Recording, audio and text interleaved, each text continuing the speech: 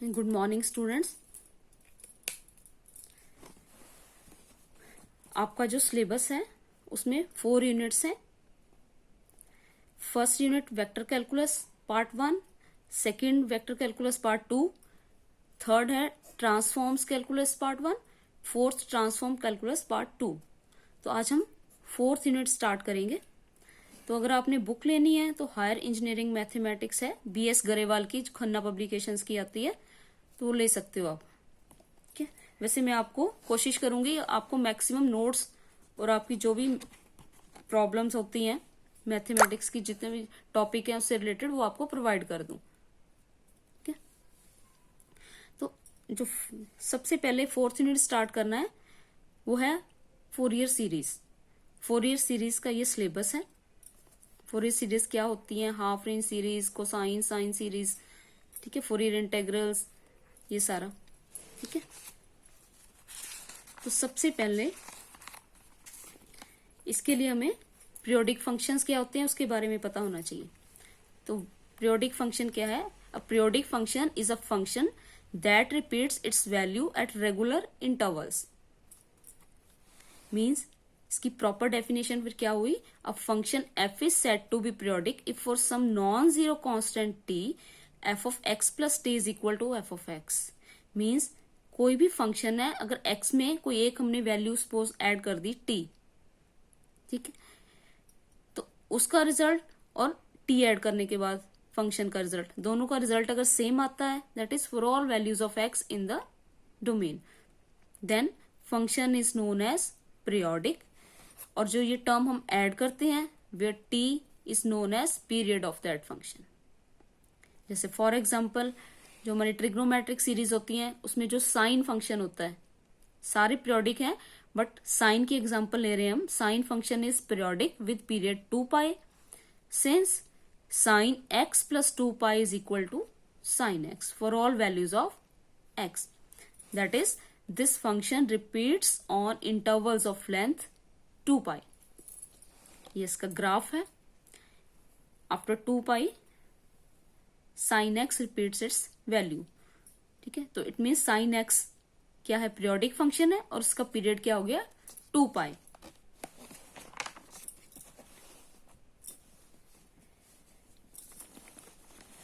In general if n is any integer then f of x plus n t is f of x. Therefore 2t, 3t, 4t and so on are also periods, but minimum period is t. इसकी minimum value तो t रहेगी।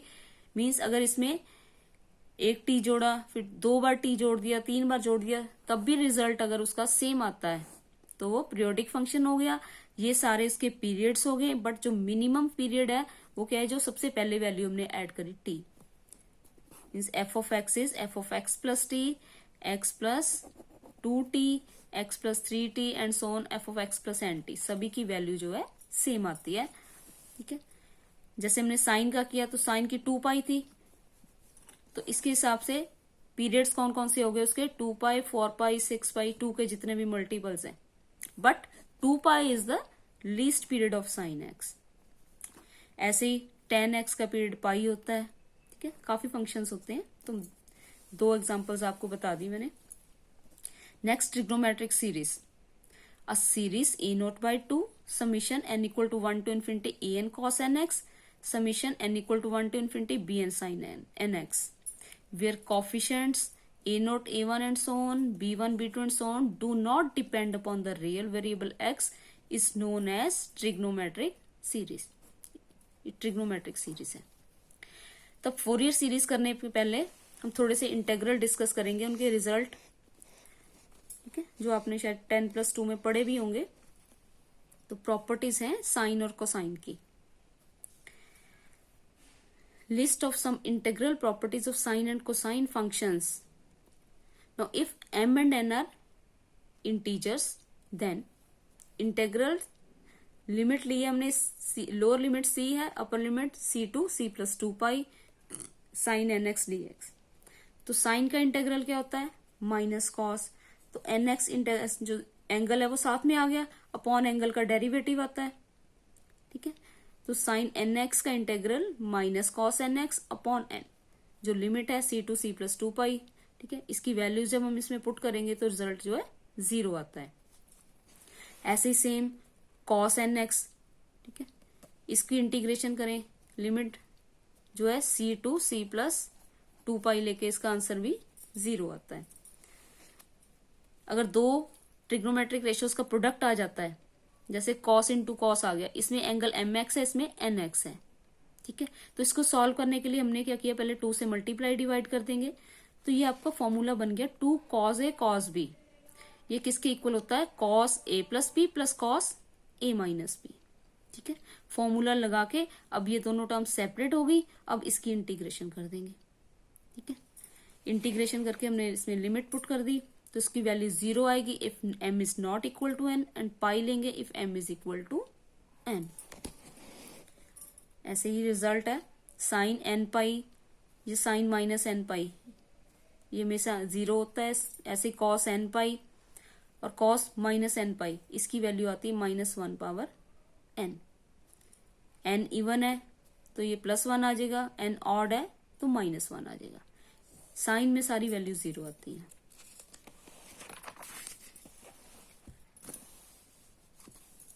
ऐसे ही next है, अगर cos square N x आ जाए तो cos square को पहले ट्रिग्नोमेट्रिक फॉर्मूला पुट करेंगे 1 प्लस कॉस 2nx बाई 2, फिर इसको सेपरेट कर दिया, ठीक है। सेपरेट करके उसके बाद इसकी इंटीग्रेशन कर दी, 1/2 कांस्टेंट है तो साथ में x आ जाएगा, कॉस का इंटेग्रल साइन, एंगल साथ में आ गया, अपॉन एंगल का डेरिवेटिव आएगा, 2nx का 2n, एक 2 पहले से ही है, 4n बन गया, limit C to C plus two pi, इसको लिमिट पुट करेंगे तो पाई आ जाती है वैल्यू।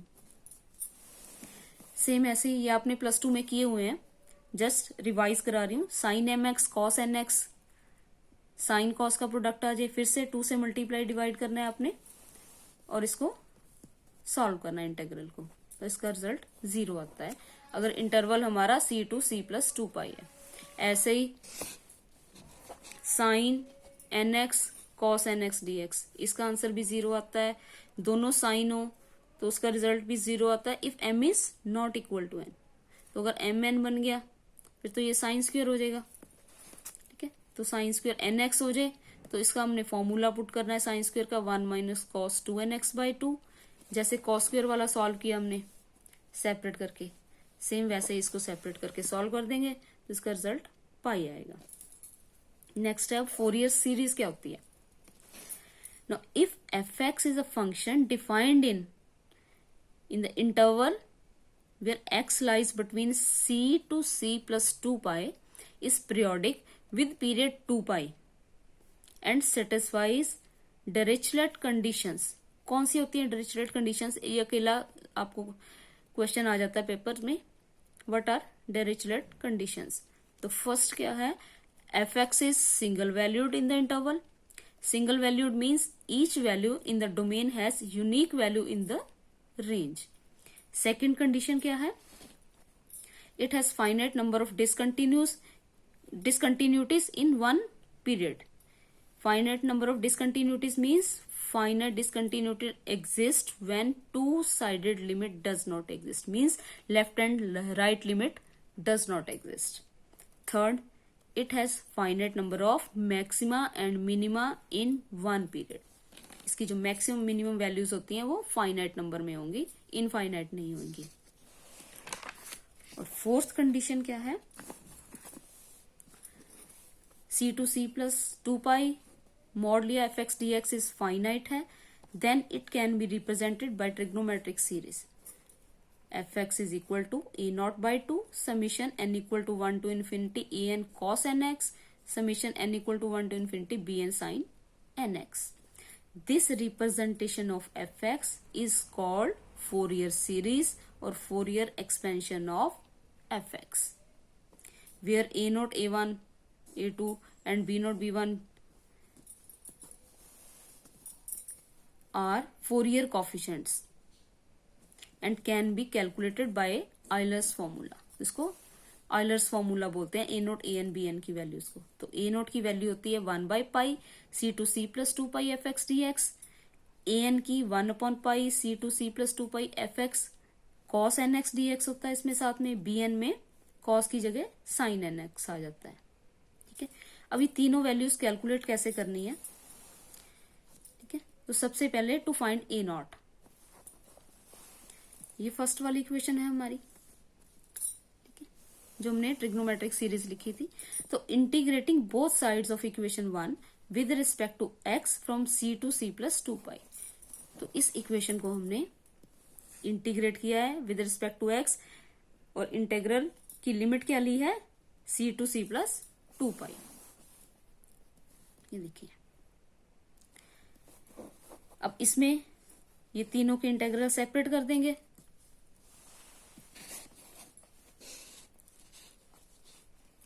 a0/2 फर्स्ट का 1 का इंटेग्रल x आ गया, c to c plus 2π limit लगा दी। बाकी जो दो टर्म्स हैं उनके इंटेग्रल ऐसे लिख दिए, कांस्टेंट टर्म हमने इंटेग्रल के बाहर लगा दी।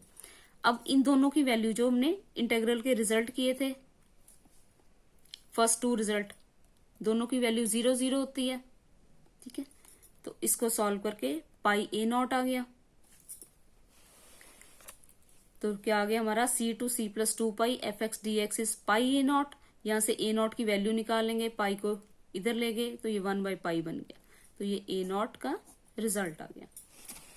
ऐसे ही अगर an फाइंड करना है, then multiplying both sides of equation by cos px से मल्टीप्लाई कर देना है, वेयर p क्या है, is any integer, and integrate करना है with respect to x from c to c plus 2π, limit वही लेनी है। ठीक है, तो वही फिर फर्स्ट इक्वेशन जो थी हमारी, जो ट्रिग्नोमेट्रिक सीरीज ली थी हमने, फोरियर सीरीज है, इसको cos px से मल्टीप्लाई कर दिया और इंटीग्रेट कर दिया। ठीक है, ये पूरी इक्वेशन आ गई।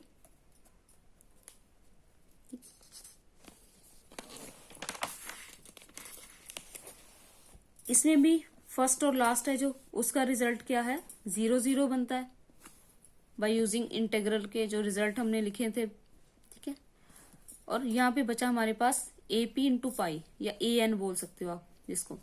ठीक है, अब P की जगह वेयर AP क्या है, पाई को इधर ले गए, 1/π बन गया, cos px dx। तो क्योंकि यहाँ पे P है इसलिए हमने इसको AP बोल दिया। ठीक है, अब P को N से रिप्लेस कर दो तो ये AN की वैल्यू होगी 1/π c to c plus 2π fx cos nx dx। ठीक है, similarly to find bn, bn find करने के लिए multiplying both sides of equation 1 by sin px से मल्टीप्लाई किया है और इंटीग्रेट किया है with respect to x from c to c plus 2π। ठीक है, ये मल्टीप्लाई करके इंटीग्रेट कर दिया, तो फर्स्ट टू का रिजल्ट 0 0 है, इसका हमने फिर से bp इंटू पाई लिख दिया। अब bp की वैल्यू पाई इधर ले गए तो 1/π बन गया, p को फिर से n से रिप्लेस कर दिया, तो ये हमारी bn की वैल्यू आ गई। Now these values of a0, an, bn are called Euler's formula. तो आपको एग्जाम में पूछ लेते हैं ऑयलर्स फॉर्मूला डिस्क्राइब करना। ठीक है, तो आपने a0, an और bn की वैल्यूज कैलकुलेट करके बतानी है। इसके केसेस हैं, फर्स्ट करोलरी है इफ c इज 0, जो हमने c to c plus 2π limit ली थी उसमें अगर c की वैल्यू 0 हो तो इंटरवल क्या है हमारा, 0 टू 2π बन जाएगा। ठीक है, तो हमने क्या करना है, a0, an, bn तीनों की वैल्यूज में जहां पे c था वहां पे 0 पुट कर देंगे। a0 में जहां पे c था 0 पुट कर दिया, ये 0 टू 2π बन गया। ऐसे ही an की वैल्यू है, इसमें भी c 0 पुट कर देंगे, और bn है इसमें भी c 0 पुट कर देंगे। तो ये तीनों रिजल्ट आ गए हमारे, a0, an, bn। ऐसे ही अगर c को हम -π ले लें तो इंटरवल हमारा -π टू π हो जाएगा। ठीक है, अब c की जगह -π पुट कर दो और फिर तीनों की वैल्यूज कैलकुलेट कर लो, a0, an, bn, तो ये तीन बनेंगे। ठीक है, अब इसमें मेन चीज जो और आएगी वो आएगी इवन ऑड फंक्शन चेक करना। ठीक है, तो फंक्शन जो f(x) है उसको हम इवन कब बोलते हैं, if f of -x is f of x।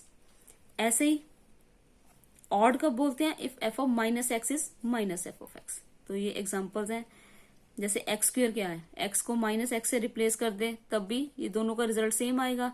ऐसे ही cos minus X cos X होता है, ठीक है। साइन स्क्वायर लगा दिया, ठीक है, तो साइन स्क्वायर एक्स का, या फिर साइन माइनस एक्स इसका स्क्वायर करें तो वो भी रिजल्ट दोनों का सेम आएगा। ऐसे ही ये ऑड फंक्शन की एग्जांपल्स होगी। इसमें सभी में एक्स को माइनस एक्स से रिप्लेस करोगे तो ये माइनस एफ एक्स के इक्वल आएगा। ये तीनों रिजल्ट है। Sine minus X minus sine X होता है, cos minus X cos X, tan minus X minus tan X.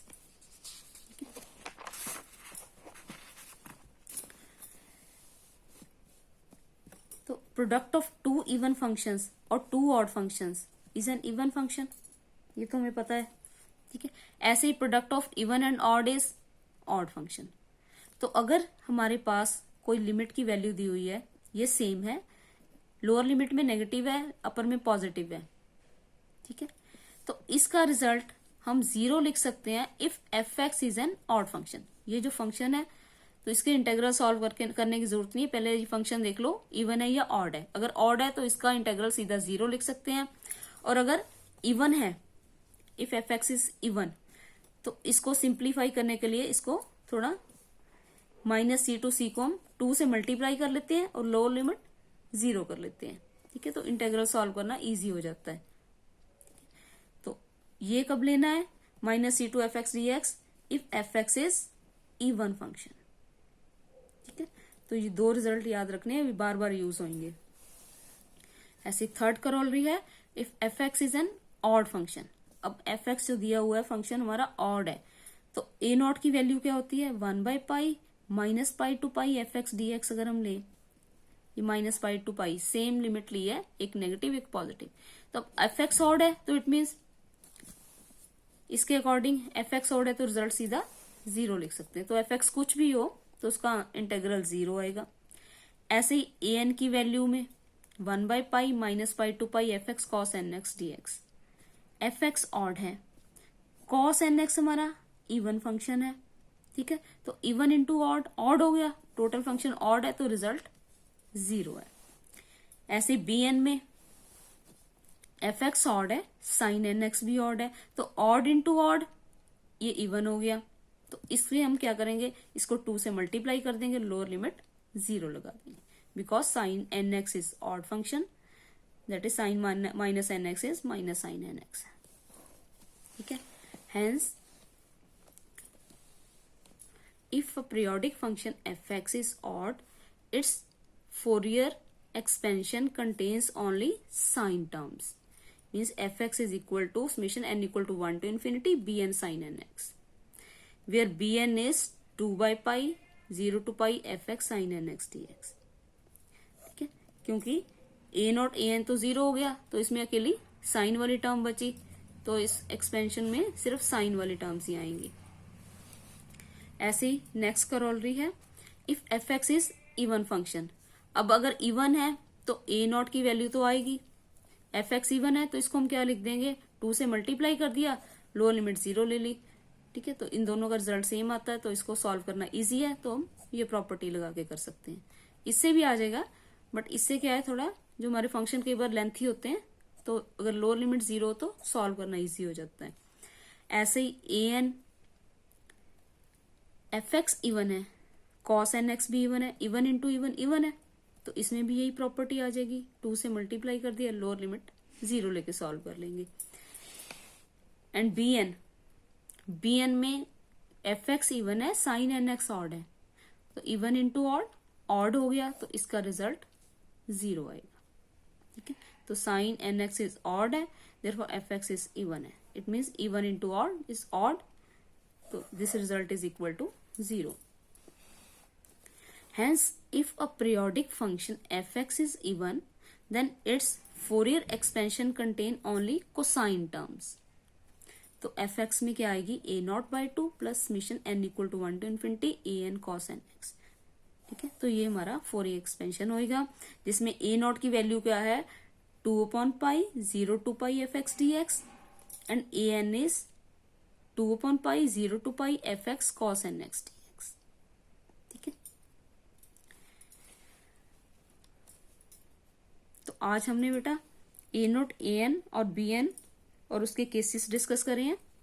तो नेक्स्ट लेक्चर में हम इसके सम्स डिस्कस करेंगे, इससे रिलेटेड प्रॉब्लम्स करेंगे। Thank you.